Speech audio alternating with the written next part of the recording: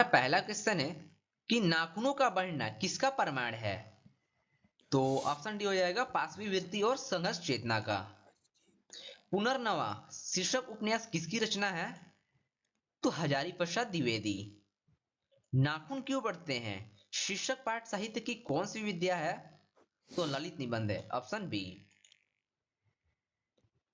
चलिए यहाँ चौथा प्रश्न है कि गौड़ देश के लोग क्या पसंद करते हैं? तो बड़े बड़े नाखून, ऑप्शन डी हो जाएगा बड़े बड़े नाखून।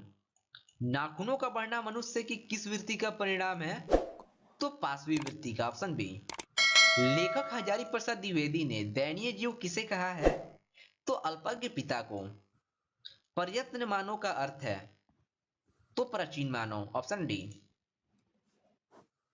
चलिए हमारा 8वां प्रश्न है कि नाखून का इतिहास किस पुस्तक में मिलता है? तो कामसूत्र में, ऑप्शन ए।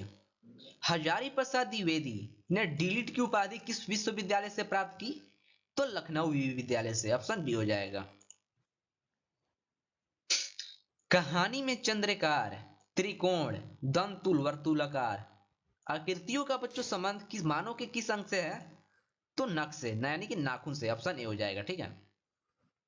चलिए अलकत का अर्थ है, अलकत का क्या अर्थ है? तो बच्चों आलता, ऑप्शन बी।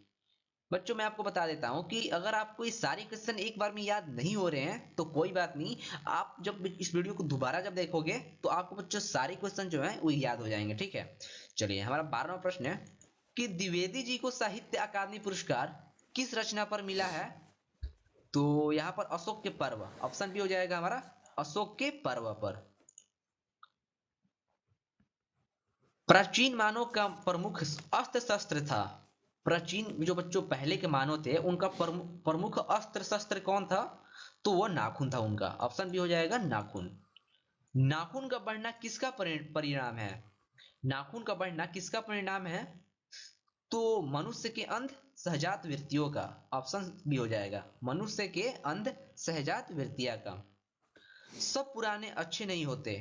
हमारा 15वां प्रश्न है कि सब पुराने अच्छे नहीं होते और सब नए खराब नहीं होते, ऐसा बच्चों किसने कहा है? तो ऐसा हमारे कहे हैं कालिदास जी ने, ऑप्शन बी हो जाएगा कालिदास ने। नखधर, नखधर मनुष्य आज किस पर भरोसा कर रहा है? तो ऑप्शन सी हो जाएगा एटम बम पर। मनुष्य की मनुष्यता यही है कि वह सबके दुख सुख में सहानुभूति के साथ देखता है। यह तथ्य किसका है? तो यह बच्चों ऑप्शन बी हो जाएगा गौतम बुद्ध का, ऑप्शन बी हो जाएगा गौतम बुद्ध का। इनका कहना है कि मनुष्य की मनुष्यता यही है कि वह सबके दुख सुख में सहानुभूति के साथ देखता है। ठीक है।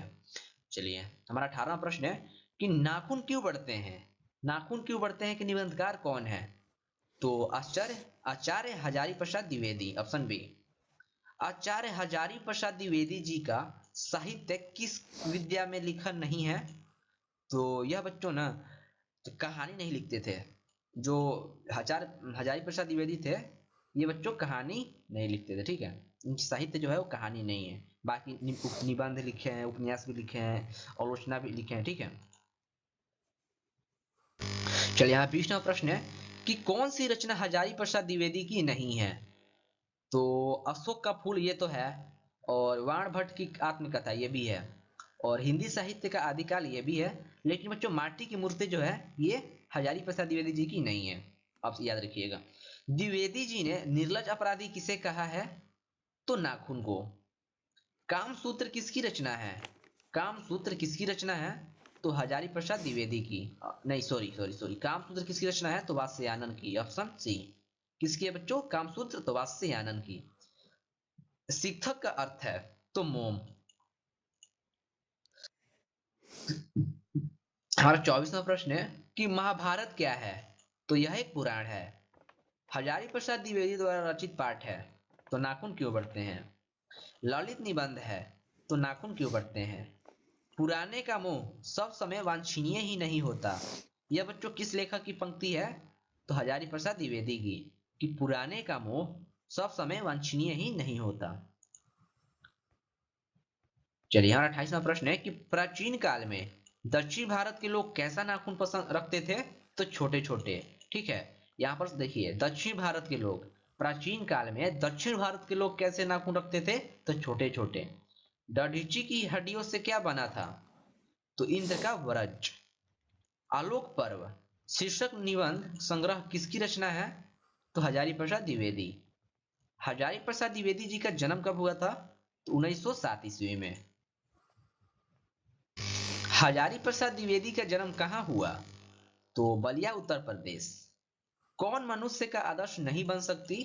तो बंदरिया, ऑप्शन बी। देवताओं का बच्चों राजा किस देवताओं के राजा से किन्हें संबोधित किया जाता है? तो याद रखिएगा इंद्र को, ऑप्शन सी। नाखून किसका प्रतीक है? नाखून बच्चों किसका प्रतीक है? तो पशुता का, ऑप्शन बी। चलिए यहाँ 36वां प्रश्न है कि पृथ्वीराज रासो किनका संपादन है? तो हजारी प्रसाद द्विवेदी का, ऑप्शन ए। हजारी प्रसाद द्विवेदी को कब पद्म भूषण की उपाधि से सम्मानित किया गया था? तो याद रखिएगा 1957 को। अशोक के फूल किसकी रचना है? हजारी प्रसाद द्विवेदी।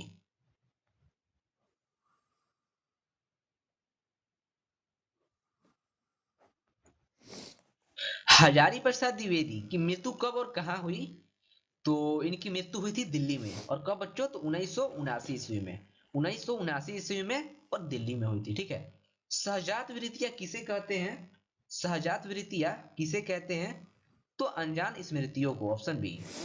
द्विवेदी जी से किसने पूछा था कि नाखून क्यों बढ़ते हैं?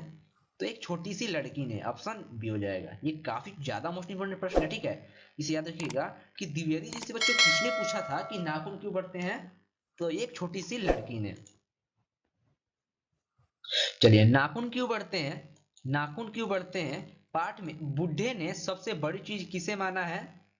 तो प्रेम को, ऑप्शन ए हो जाएगा, प्रेम को। किस देश के लोग बड़े बड़े नख पसंद करते हैं? तो गौड़ देश के लोग, ऑप्शन सी, ऑप्शन डी। पुराने का मोह सब समय वांछनीय ही नहीं होता, यह पंक्ति किस शीर्षक पाठ की है? तो नाखून क्यों बढ़ते हैं। अना अनाम दास का पोथा अनाम दास का पोथा उपन्यास किस लेखक की कृति है? तो हजारी प्रसाद द्विवेदी। कौन नाखून को जिलाए जा रहे हैं? तो मनुष्य। अनाम दास का पोथा साहित्य किस विद्या की रचना है? तो यह एक उपन्यास है, ऑप्शन बी हो जाएगा। यह एक क्या है? तो यह एक उपन्यास है। असुरों का पास नहीं था। तो असुरों का पास बच्चों क्या नहीं था? तो उनके पास भी विद्या थी, कुछ शक्ति भी थी, युद्ध कौशल भी था, लेकिन लोहे के बच्चों जो अस्त्र थे, लोहे के अस्त्र नहीं थे, ऑप्शन डी। क्या हो जाएगा? लोहे के अस्त्र नहीं थे।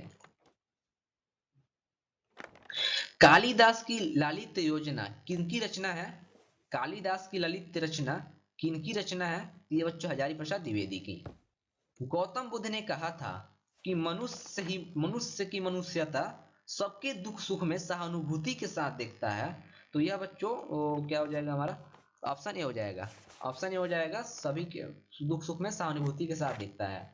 गौतम बुद्ध ने कहा था कि मनुष्य की मनुष्यता है कि सबके दुख सुख में वो सहानुभूति के साथ देखता है, ऑप्शन ए।